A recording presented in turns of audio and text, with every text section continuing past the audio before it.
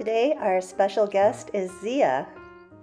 Hi, I'm Zia, and today I'm going to teach you how to make an origami bunny with some origami paper and scissors.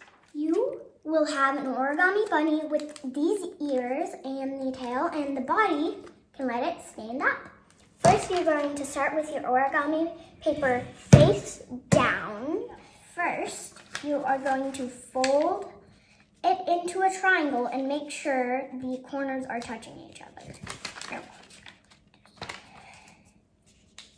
Mess ups are fine if it's your first time. That will happen sometimes. And now you see this bit, right?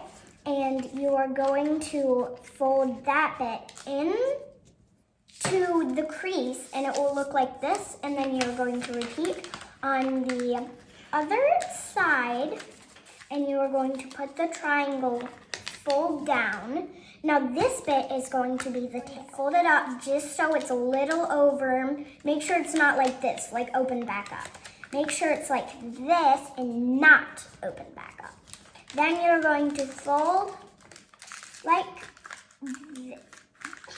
this. Now you're going to have a paper airplane shape like this.